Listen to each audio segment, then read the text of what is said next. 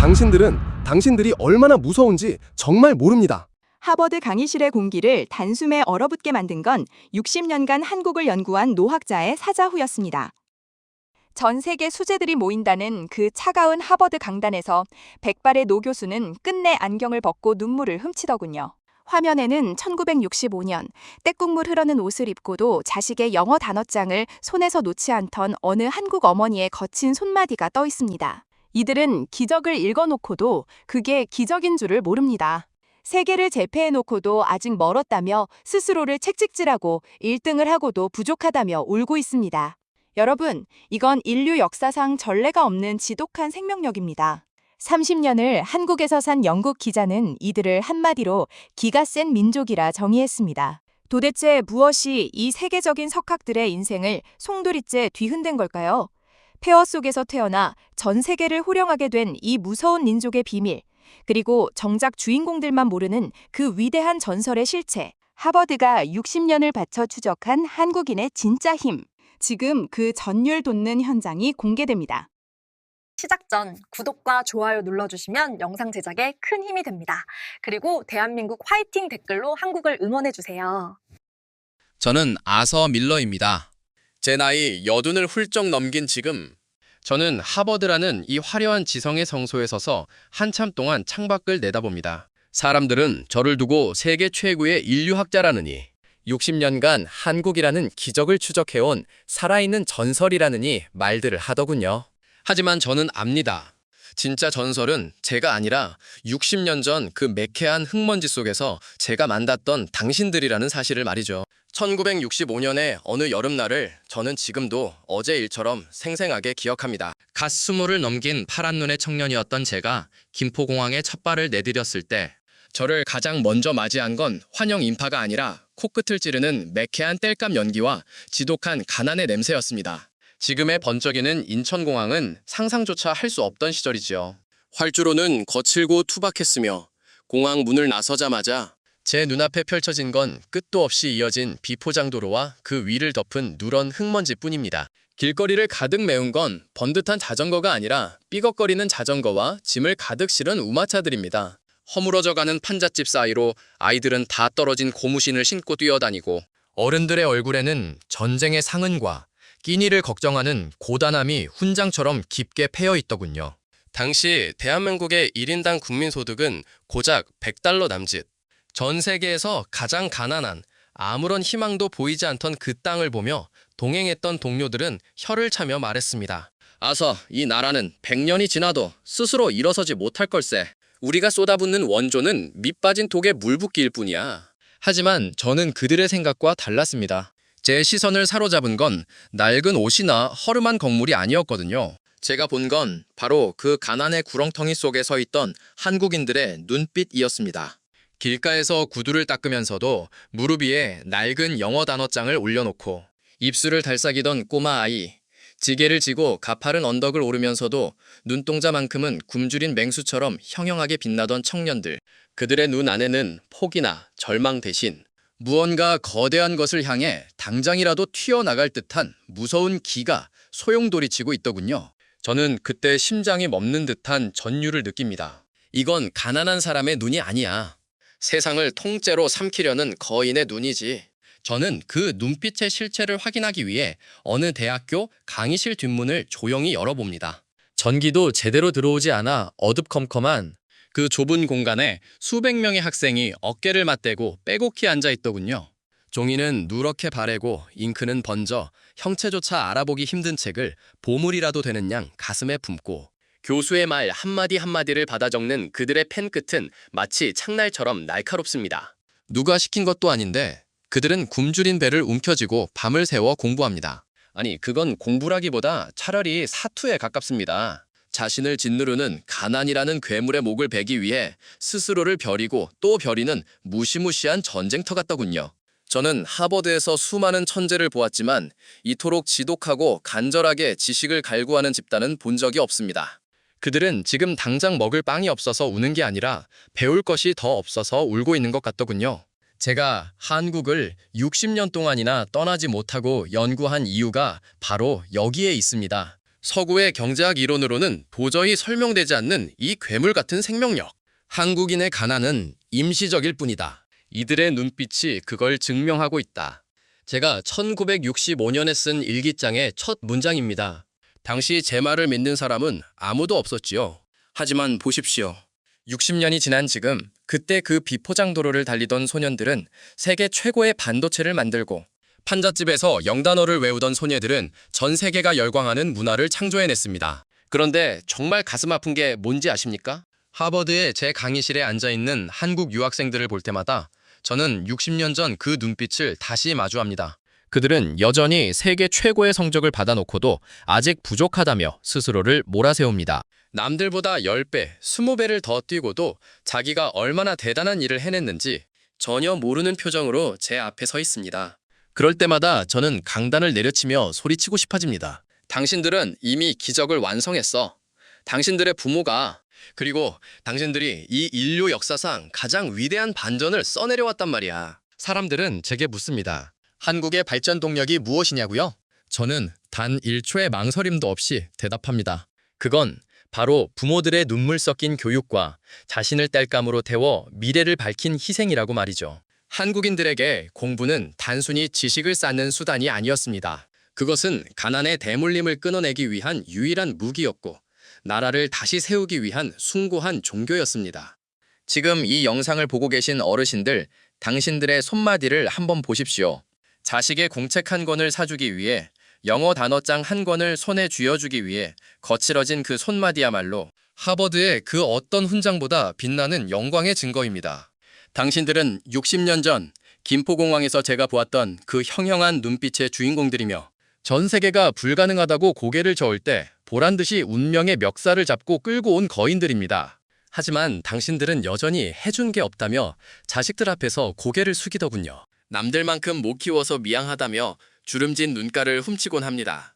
여러분, 제발 그 말을 멈춰주십시오. 당신들은 세상을 구했고 한 민족의 운명을 통째로 바꿔놓았습니다. 당신들이 얼마나 대단한 사람인지, 얼마나 무서운 기계를 가진 민족인지 이제는 제발 깨달으셔야 합니다. 하버드 교수가 60년을 바쳐내린 결론은 단 하나입니다. 당신들은 이미 전설이며 당신들이 살아온 그 고단한 세월은 인류가 영원히 기억해야 할 가장 찬란한 기록입니다. 이제 그 지독했던 가난의 사슬을 어떻게 끊어내고 붓 한 자루로 어떻게 세상의 칼날을 꺾었는지 그 본격적인 사투의 기록을 더 깊숙이 들여다보겠습니다. 당신들의 가슴 속에 잠자고 있던 그 뜨거운 자부심을 제가 오늘 기필코 깨워드리겠습니다. 여러분, 제가 본 것은 단순히 가난한 나라의 풍경이 아니었습니다. 그것은 차라리 거대한 용광로였고 그 속에서 스스로를 녹여 자식이라는 보검을 벼려내는 거인들의 사투장이었습니다. 하버드에서 60년을 보낸 제가 전 세계 수많은 민족을 보았지만 당신들처럼 지독하고도 거룩한 부모는 본 적이 없습니다. 1960년대와 70년대 제가 만난 한국의 어머니와 아버지들은 매일 아침 자신의 살점을 떼어내 자식의 밥상에 올리는 것과 다름없는 삶을 살고 있더군요. 그 처절하고도 숭고한 사투의 현장이 지금도 제 눈앞에 선합니다. 어느 날 제가 서울의 변두리 마을을 걷고 있을 때였습니다. 다 쓰러져가는 판잣집 사이로 밤늦도록 재봉틀 돌아가는 소리가 들리더군요. 그 좁고 침침한 방 안에서 한 어머니가 눈이 침침해질 정도로 바느질을 하고 계셨습니다. 하루에 몇 시간을 주무시는지 물으니 그저 엷은 미소를 짓고는 우리 애가 이번에 중학교에 가거든요 라고 짧게 답하십니다. 그 어머니의 손을 보았습니다. 바늘에 찔리고 굳은 살이 바뀌어 마디마디가 툭 붉어진 그 손등은 세상 그 어떤 조각보다도 비장해 보였습니다. 당신들이 그때 흘린 땀방울은 단순한 노동이 아니었습니다. 그것은 가난이라는 괴물에게 자식만은 내주지 않겠다는 절규였고 스스로를 땔감으로 태워 자식의 앞길을 밝히는 등불이었던 것이죠. 도대체 무엇이 당신들을 그토록 지독하게 만들었을까요? 저는 여기서 한국인만이 가진 독특한 힘, 즉 붓교육의 힘을 발견합니다. 같은 시기 일본에는 칼을 찬 사무라이가 최고의 권력을 휘둘렀고 유럽에는 전장을 누비는 기사들이 영광을 누렸지요. 하지만 한국은 달랐습니다. 당신들은 수천 년 동안 칼보다 강한 것이 붓이라는 사실을 뼈저리게 믿어온 민족입니다. 나라가 망하고 땅이 폐허가 되었어도 당신들은 자식의 손에 칼 대신 연필을 쥐어주었습니다. 나는 낫을 들었지만 너는 반드시 붓을 들어야 한다는 그 한마디가 대한민국을 다시 세우는 설계도가 된 겁니다. 기억나십니까? 소를 팔고 논을 팔아 자식의 등록금을 대던 그 시절 말입니다. 남들은 미쳤다고 했습니다. 당장 내일 먹을 양식도 없는데 무슨 공부냐고 손가락질 했지요. 하지만 당신들은 굽히지 않았습니다. 자식이 대학 교문을 들어서는 뒷모습을 보며 텅 빈 주머니를 움켜쥐고 홀로 눈물을 훔치던 그 주름진 얼굴들. 하버드의 교수들은 이 현상을 교육열이라는 단어 하나로 가볍게 정리하려 하지만 저는 압니다. 그것은 열기 정도가 아니라 온몸을 태우는 불꽃이었다는 사실을 말이죠. 당신들은 지식을 가르친 게 아니라 가난을 이겨낼 수 있다는 존엄을 자식들에게 물려준 겁니다. 제가 본 한국의 아버지들은 또 어떠했나요? 뙤약볕 아래서 등짐을 지고 먼 타국, 독일의 탄광 속에서, 중동의 뜨거운 모래바람 속에서 당신들은 말했습니다. 내 자식만큼은 나처럼 살게 하지 않겠다. 그 지독한 책임감이 거대한 댐을 건설하고 거대한 배를 만들고 아무것도 없던 이 땅에 철길을 놓았습니다. 하버드에서 경제학을 배우는 학생들은 한국의 성장을 한강의 기적이라고 부르지만 제 눈에는 그것이 기적이 아니라 당신들의 뭉개진 손톱과 갈라진 뒤꿈치가 만든 피의 대가로 보입니다. 당신들은 자신을 위해 단 한 푼의 사치도 부리지 않았지요. 구멍난 양말을 꿰매 신고 다 해진 옷을 몇 년씩 입으면서도 자식의 새 교복 앞에서는 세상을 다 얻은 듯 웃으셨습니다. 그런데 여러분, 제가 정말 안타까운 것은 당신들이 이 위대한 승리를 거두고도 여전히 자신을 낮춘다는 점입니다. 내가 못 배워서 자식에게 미안하다. 더 좋은 환경을 만들어주지 못해. 한이 된다고 말씀하시는 어르신들의 이야기를 들을 때마다 제 가슴은 미어집니다. 여러분, 제발 고개를 드십시오. 당신들이 자식에게 준 것은 단순히 학비나 책가방이 아니었습니다. 전 세계 어디에도 없는 하면 된다는 무서운 기상과 남을 먼저 생각하는 따뜻한 품성을 당신들의 삶으로 직접 증명해 보이지 않았습니까? 하버드에서 수재들을 가르치는 저조차도 당신들이 보여준 그 숭고한 인간애와 희생정신 앞에서는 매번 숙연해질 수밖에 없습니다. 서양의 부모들은 개인의 행복을 우선시합니다.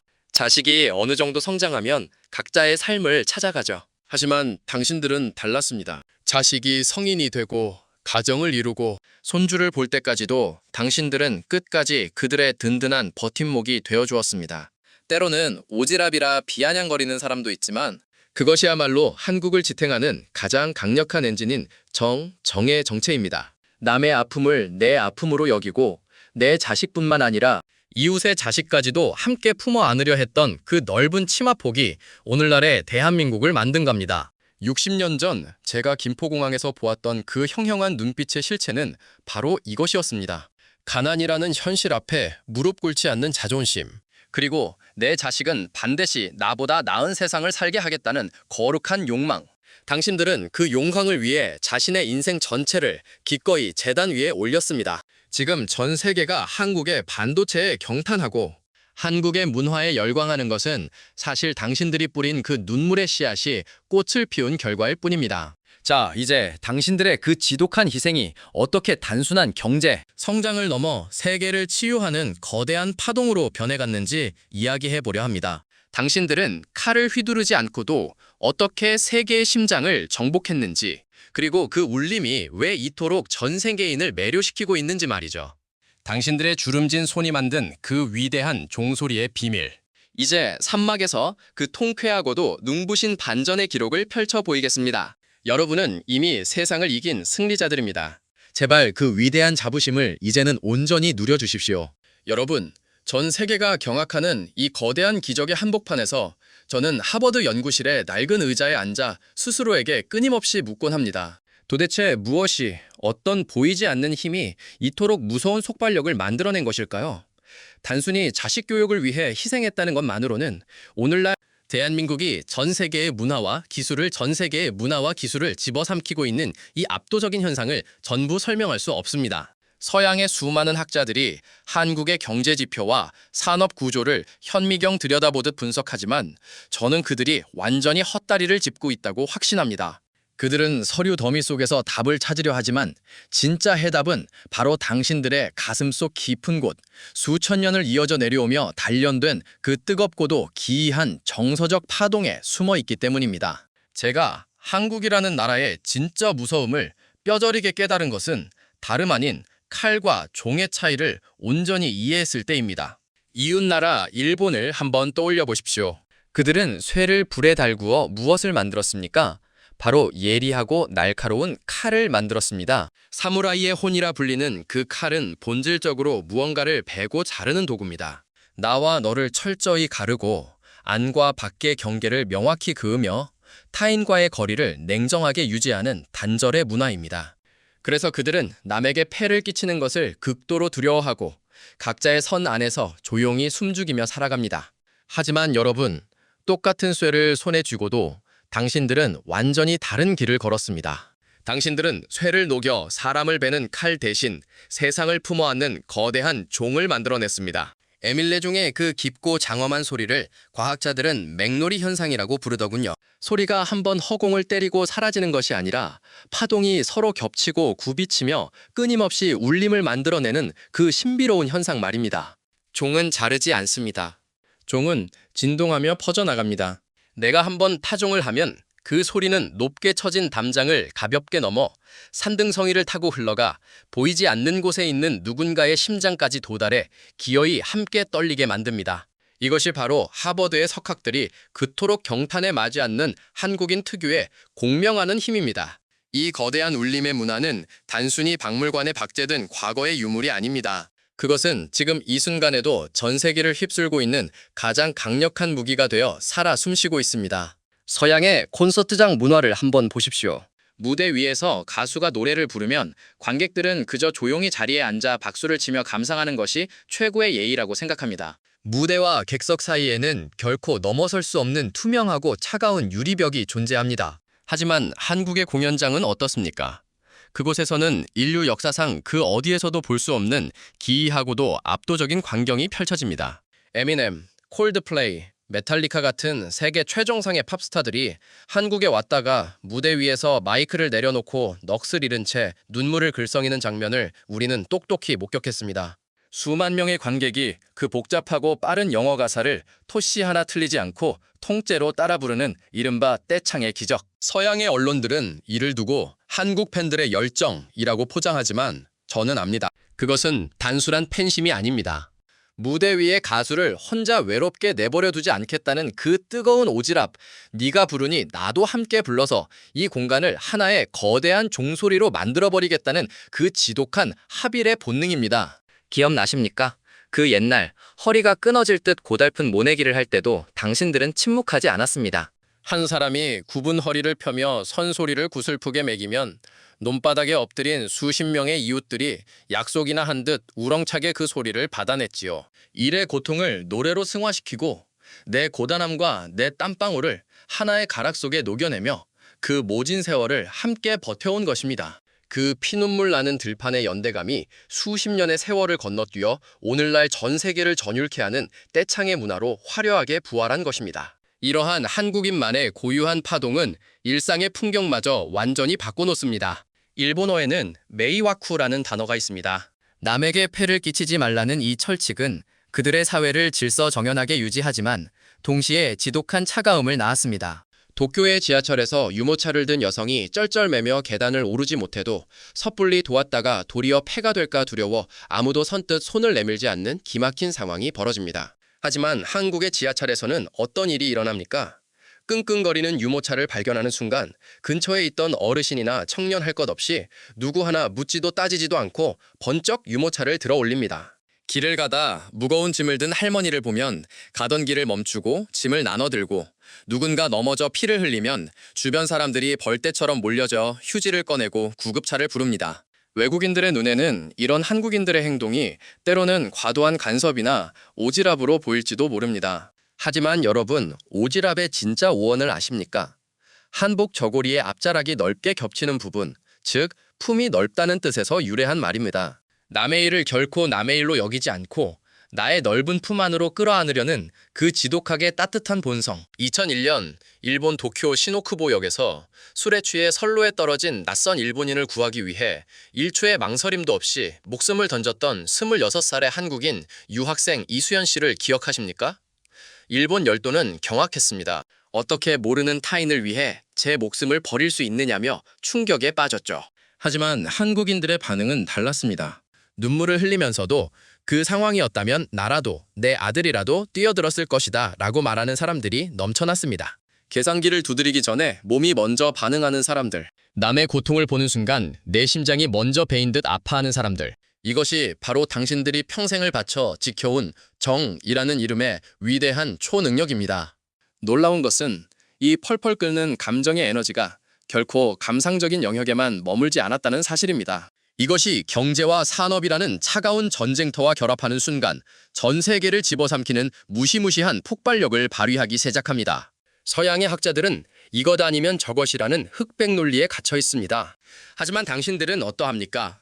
짜장면을 먹을지 짬뽕을 먹을지 고민하는 짜증나는 상황 속에서 서양인들이라면 둘 중 하나를 포기하거나 동절을 던졌을 것입니다. 하지만 당신들은 가운데 칸막이를 세워 두 가지를 동시에 즐길 수 있는 짬짜면이라는 기상천외한 제3의 답을 창조해버렸습니다. 대립하는 두 가지 모순을 거부하지 않고 부둥켜 안아 새로운 가치를 만들어내는 이 원형적 사고, 이 미치도록 유연한 뇌 구조가 바로 대한민국을 세계 1위의 기술 강국으로 밀어올린 진짜 동력입니다. 미국과 일본이 반도체 시장을 선점하고 떵떵거릴 때 한국은 그 뒤를 헐떡이며 쫓아가기 바빴습니다. 서양의 전문가들은 한국은 영원히 하청업체 신세를 벗어나지 못할 것이라며 코웃음을 쳤지요. 하지만 당신들은 남의 기술을 단순히 베끼는 것에 만족하지 않았습니다. 한글이라는 인류 최고의 발명품을 한번 보십시오. 단 24개의 글자만으로 무려 11,000개의 발음을 완벽하게 조합해내는 이 경이로운 언어를 매일같이 사용하며 단련된 당신들의 두뇌는 세상의 어떤 복잡한 기술도 한국식으로 융합하고 재창조해내는데 최적화되어 있었습니다. 결국 당신들은 서양의 원천 기술에 한국인 특유의 빨리빨리 정신과 극강의 효율성을 결합하여 메모리 반도체 세계 시장 점유율 70%라는 기적적인 숫자를 만들어내며 미국과 일본의 콧대를 납작하게 꺾어버렸습니다. 뿐만입니까?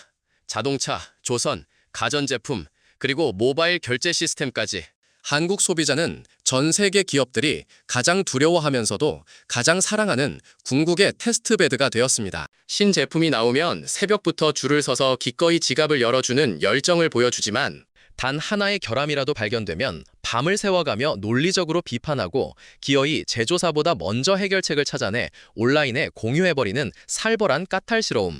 한국 시장에서 통하면 전 세계 어디서든 무조건 성공한다는 실리콘밸리의 불문율은 다름 아닌 무언가 잘못된 것을 보면 절대 입 다물고 가만히 있지 못하는 당신들의 그 깐깐하고 적극적인 기질이 만들어낸 결과입니다. 싸우다가도 금방 소주잔을 부딪히며 야, 아까는 미안했다 라며 호탕하게 웃어넘기는 그 뒤끝 없는 에너지가 불필요한 갈등에 낭비될 시간을 모조리 혁신과 발전이라는 앞으로 나아가는 힘으로 전환시켜버린 것입니다. 이제 세상을 한번 둘러보십시오.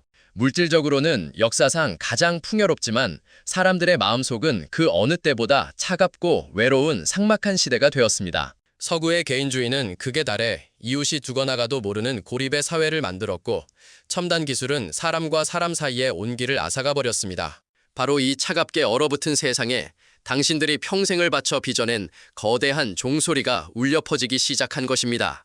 한국의 드라마와 영화 속에서 주인공들이 서로 부대끼며 밥을 나누어 먹고 치열하게 싸우다가도 결정적인 순간에 서로의 등 뒤를 지켜주는 그 끈끈한 서사에 전 세계인들이 열광하며 눈물 흘리고 있습니다. 그들은 자신들이 오래전 잃어버렸던 혹은 한 번도 가져보지 못했던 인간 본연의 따뜻한 연대감, 즉 정의 진면목을 한국 문화를 통해 비로소 체험하고 있는 것입니다. 하버드에서 60년을 연구한 노학자인 제가 왜 당신들 앞에만 서면 한없이 작아지는지 아시겠습니까? 저는 책상머리에 앉아 펜을 굴리며 이론을 만들었지만 당신들은 삶이라는 거칠고 잔인한 전쟁터 한복판에서 피와 땀과 눈물로 이 위대한 문명을 직접 축조해냈기 때문입니다. 당신들은 무기를 들고 타국을 침략한 적이 단 한 번도 없지만 그 어떤 제국주의 국가보다도 더 깊고 넓게 전 세계인의 심장을 완벽하게 정복해버렸습니다. 그것은 피를 부르는 칼날이 아니라 상처받은 영혼을 쓰다듬고 다시 일어서게 만드는 따뜻하고 강력한 종소리의 힘이었습니다. 그러니 이제 더 이상 스스로를 깎아내리지 마십시오. 여러분의 주름진 얼굴과 굽은 등은 척박한 땅에서 기적의 꽃을 피워낸 가장 위대하고 성스러운 훈장입니다. 당신들이 이웃과 나누었던 밥 한 공기, 자식의 손에 쥐어주었던 몽당 연필 한 자루, 그리고 모진 시련 속에서도 결코 놓지 않았던 끈질긴 생명력과 따뜻한 오지랖이 모여 마침내 인류 사회가 나아가야 할 새로운 나침반을 만들어낸 것입니다. 이제 이 벅차오르는 기적의 여정을 마무리하며 전 세계의 지성인들이 당신들을 향해 어떤 경배의 눈물을 흘리고 있는지 대망의 별말을 향해 그 궁극의 찬사를 온 마음을 다해 전해드리겠습니다. 여러분은 세상을 구원한 기적 그 자체입니다. 그래서 저는 하버드의 800명 수재들 앞에서 단호하게 선언합니다. 세상을 구원한 건 월스트리트의 차가운 자본도, 실리콘밸리의 계산적인 기술도 아니라고 말입니다. 바로 60년 전 때국물 흐르는 비포장도로에서 제가 마주쳤던 그 미친 눈빛들, 그리고 평생을 자식과 이웃을 위해 헌신해온 한국의 어르신들이 만들어낸 그 따뜻한 종소리가 지금 얼어붙은 세상을 깨우고 있다고 목 놓아 외칩니다. 제 뜨거운 외침이 차가운 대리석 강의실에 울려 퍼지는 순간 믿을 수 없는 광경이 벌어집니다. 전 세계에서 모여든 엘리트 학생들이, 그 콧대 높고 이성적인 하버드의 수재들이 약속이라도 한 듯 하나둘 자리에서 일어나는 겁니다. 그들의 푸른 눈, 갈색 눈에 굵은 눈물이 그렁그렁 맺혀 있습니다. 그들은 단 한 번도 만난 적 없는 한국의 아버지, 어머니들을 향해 끝없는 기립박수를 보내고 있습니다. 박수 소리는 점점 커져 거대한 천둥 소리처럼 강의실을 뒤흔들고, 저는 그 순간 60년 동안 제 가슴을 짓누르던 거대한 퍼즐이 마침내 완벽하게 맞춰지는 경이로움을 느낍니다. 여러분은 평생 스스로를 어떻게 생각하며 살아오셨습니까? 혹시 아직도 우리나라는 강대국들 틈바구니에서 900번이나 짓밟힌 불쌍하고 한많은 나라라고 생각하며 깊은 한숨을 쉬고 계십니까? 일제강점기의 뼈아픈 수탈과 6.25 전쟁이라는 참혹한 동족상잔의 비극 때문에 반만년의 찬란한 역사 전체를 그저 피해자의 역사로만 기억하고 계시지는 않습니까? 아닙니다. 하버드의 역사학자들은 여러분의 삶을 전혀 다른 시선으로 바라보고 분석합니다. 반만년의 긴 역사 동안 단일 민족의 정체성을 유지하며 하나의 왕조가 500년, 길게는 1000년을 굳건히 이어간 나라는 이 넓은 지구상에 대한민국이 유일무이합니다. 그것은 늘 얻어맞고 침략당한 연약한 역사가 아니라 그 어떤 외세의 날카로운 칼날 앞에서도 결코 부러지지 않고 기어이 나라를 지켜낸 위대한 승리와 극복의 역사인 겁니다. 여러분의 피 속에는 패배자의 억울한 한이 흐르는 것이 아니라 제가 되어도 다시 살아나는 불사조 같은 승리자의 무서운 DNA가 흐르고 있습니다. 고난과 시련은 늘 일시적인 소나기였고 당신들이 보여준 강인함과 회복 탄력성은 영원한 태양이었습니다. 그 모진 세월의 풍파를 맨몸으로 버텨내면서도 끝끝내 인간으로서의 품격과 존엄, 타인을 향한 예의, 그리고 서로를 보듬는 끈끈한 정을 잃지 않았던 민족. 그것이 바로 전 세계가 경악하며 우러러보는 대한민국 본연의 위대한 기골입니다. 그런데 정작 이 전설 같은 기적을 맨손으로 일궈낸 당사자인 여러분은 지금 어떤 표정을 짓고 계십니까? 펜실베이니아 주립대의 샘 리처드 교수나 영국에서 30년을 산 마이크 브린 기자 등 수많은 해외 지성인들이 입을 모아 가장 답답해하고 가슴을 치며 안타까워하는 대목이 바로 이 지점입니다. 한국인은 자기가 얼마나 위대하고 대단한 존재인지 죽어도 모른다.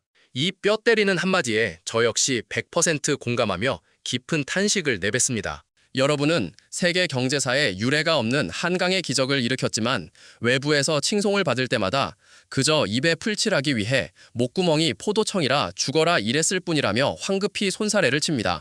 IMF라는 전대미문의 국가부도 사태가 터졌을 때 전 국민이 약속이나 한 듯 장롱 속에 고이 간직해둔 아기의 첫 돌반지와 부부의 낡은 결혼 반지를 들고 나와 나라의 빚을 갚는 그 기상천외한 연대감을 보며 전 세계 언론이 말도 안 되는 미친 기적이라 부를 때도 여러분은 내 나라가 망하는데 백성이 가만히 있을 수 있느냐며 너무나도 당연한 일처럼 덤덤하게 웃어 넘겼습니다. 그 위대한 성취와 인류의 앞에서도 여러분은 한없이 자신을 낮추고 또 낮추며 뒤로 숨으려 합니다. 심지어 여러분은 평생을 바친 자식들 앞에서도 언제나 죄인처럼 고개를 푹 숙입니다. 한여름 뙤약볕 아래서 뼈가 으스러지도록 흙을 파고 먼지 날리는 공장 미싱 앞에서 쏟아지는 졸음을 바늘로 찔러가며 피눈물을 흘려 자식을 번듯한 대학까지 보내놓고도 재벌집 부모처럼 든든한 배경이 되어주지 못해 미안하다. 더 많이 밀어주지 못해 한이 된다며 거친 손등으로 굵은 눈물을 훔치십니다. 남들 편히 쉴 때 하루도 다리 뻗고 쉬지 못하고 맛있는 고기 한 점, 마음 편히 삼키지 못한 채 평생을 일벌레처럼 가족을 위해 헌신했으면서도 자식의 작은 좌절이나 실패 앞에서는 이게 다 못 배운 애비, 가진 것 없는 애미를 만난 탓이라며 가슴을 치며 통곡합니다. 여러분, 대체 세상 천지에 이런 바보 같고 숭고한 영웅들이 어디 있단 말입니까? 폐허가 된 나라를 구하고 굶주린 가문을 일으킨 초인적인 기적을 창조해놓고도 이토록 미안해하는 거인들이 도대체 지구상 어디에 존재합니까? 저는 하버드의 이름을 걸고 단언합니다. 당신들의 그 끝없는 자책과 눈물은 결코 능력이 부족해서 흘리는 것이 아닙니다. 그것은 당신들이 얼마나 자식을 생명처럼 사랑했는지, 그리고 이 가난하고 척박한 나라의 미래를 얼마나 지독하게 가슴으로 품어 안았는지를 완벽하게 증명하는 가장 고귀한 십자자이자 눈부신 증명서입니다. 지금 당장 비가 오면 시큰거리는 무릎, 무거운 짐을 지느라 굽어버린 허리, 그리고 훈장처럼 깊게 파인 얼굴의 주름살을 거울로 가만히 들여다보십시오. 서양인들은 늙어가는 것을 두려워하며 어떻게든 그 흔적을 지우려 발버둥치지만 당신들의 그 주름과 흉터는 차원이 다릅니다. 그것은 1960년대 덥고 습한 평화시장의 먼지구덩이 속에서 1970년대 섭씨 50도를 오르내리는 중동의 끓어오르는 모래사막에서 그리고 언제 무너질지 모르는 탄광의 캄캄한 막장 속에서 오직 내 가족을 살리겠다는 일념 하나로 짐승처럼 버텨낸 눈물겨운 투쟁의 기록입니다. 당신들의 그 뭉개진 손톱과 쩍쩍 갈라진 뒤꿈치가 아니었다면 오늘날 전 세계를 호령하는 대한민국의 최첨단 반도체도, 하늘을 찌를 듯한 스마트폰의 위상도, 빌보드 차트를 휩쓰며 전 세계 청년들을 미치게 만드는 KPOP의 화려한 기적도 결코 이 세상에 존재할 수 없었습니다. 지구 반대편의 수많은 외국 청년들이 한국의 드라마를 보며 삶의 위로를 얻고 한국의 노래를 부르며 떼창의 눈물을 흘릴 때 그들이 바치는 열광적인 찬사와 영광은 텔레비전 속 화려한 연예인들이 아니라 보이지 않는 것에서 침묵으로 이 나라의 주축도를 놓은 오롯이 당신들의 거칠고 낡은 손등 위로 쏟아져야 마땅합니다. 당신들이 청춘을 갈아 넣어 뿌린 붉은 피와 짠 땀이라는 걸음이 마침내 인류의 얼어붙은 심장을 위로하는 가장 향기롭고 아름다운 꽃으로 만개한 것입니다. 제 강의가 막바지에 이르자 하버드 강의실의 수재들이 눈물을 훔치며 단상 앞으로 다가옵니다. 프랑스에서 온 한 엘리트 남학생이 떨리는 목소리로 제게 말합니다. 교수님, 우리 프랑스에는 에펠탑이라는 거대한 철제 구조물이 있지만 한국인들에게는 그 어떤 강철로도 지을 수 없는 숭고한 정신의 탑이 서 있군요. 저는 오늘 한국의 부모님들에게 완벽하게 패배했습니다. 미국에서 온 여학생도 가슴을 부여잡고 고백합니다. 우리 미국은 과학의 힘으로 달에 사람을 보냈지만 한국인들은 사랑과 희생의 힘으로 인간과 인간 사이에 가장 멀고 차가운 거리를 단숨에 정복했습니다. 그들의 부모님은 그저 한 가족의 가장이 아니라 진정한 인류의 영웅입니다. 여러분, 똑똑히 들리십니까? 전 세계 최고의 엘리트들이 지금 당신들의 구분 등을 역사상 가장 위대한 교과서로 삼고 무릎을 꿇으며 존경을 바치고 있습니다. 그들은 자신들이 태어날 때부터 누려온 서구의 화려한 풍요로움보다 텅 빈 주머니로도 온 세상을 넉넉히 먹여 살리려 했던 한국 어르신들의 그 거대한 마음의 크기와 오질 앞에 완벽하게 압도당한 것입니다. 당신들은 총칼이라는 무기 하나 없이 오직 삶의 궤적 그 자체만으로 세상에서 가장 콧대 높은 서양 지성인들의 오만한 심장을 완전히 굴복시켜버렸습니다. 그러니 이제 제발 그 무거운 겸손의 짐과 가슴 시린 죄책감을 그만 내려놓으십시오. 그리고 가슴을 활짝 펴고 당신들의 위대함을 만끽하십시오. 하버드의 늙은 학자인 제가 제 60년 학문적 양심과 생애를 모두 걸고 전 세계를 향해 흔들림 없이 선언합니다.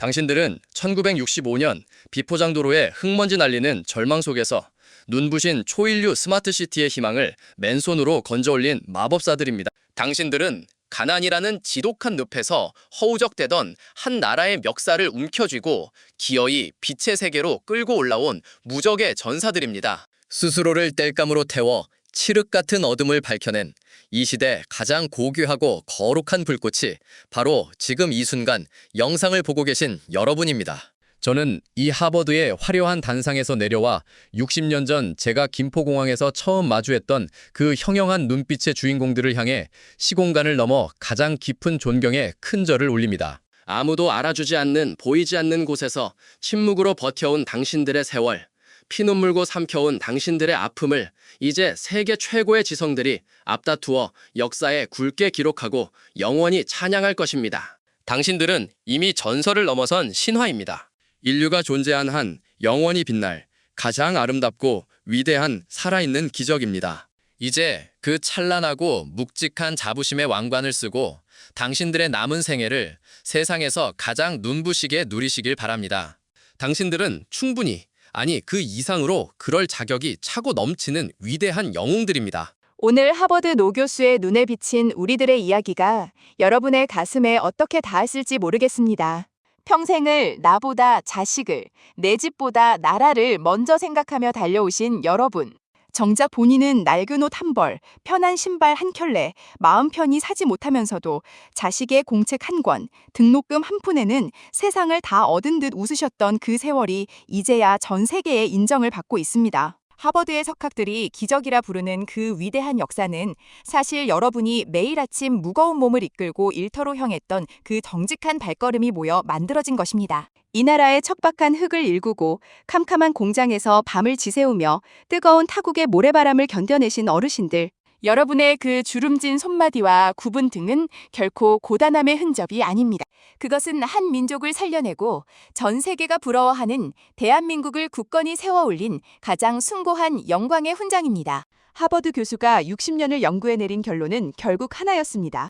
당신들이 있었기에 오늘날의 기적이 가능했다는 것. 그러니 이제는 해주지 못해 미안하다는 말씀 대신 참으로 잘 살아왔다고 스스로를 다독여 주셨으면 좋겠습니다. 여러분은 우리 모두의 자랑이며 이 시대가 경배해야 할 진정한 영웅입니다. 오늘 이 이야기가 고단했던 여러분의 삶에 작은 위로와 커다란 자부심이 되었기를 간절히 바랍니다. 여러분의 뜨거운 생애를 기록하고 알리는 이 여정에 함께해 주셔서 감사합니다. 여러분이 남겨주시는 대한민국 파이팅이라는 댓글 한 줄은 평생을 헌신해온 서로를 향한 가장 따뜻한 포옹이 될 것입니다. 아직 구독하지 않으셨다면 우리들의 위대한 이야기를 계속해서 이어갈 수 있도록 구독과 좋아요로 힘을 보태주십시오. 여러분의 응원이 이 채널을 지탱하는 가장 큰 불꽃입니다. 긴 세월 정말 고생 많으셨습니다. 그리고 참으로 위대하십니다. 여러분이 계셨기에 지금의 저희가 있습니다.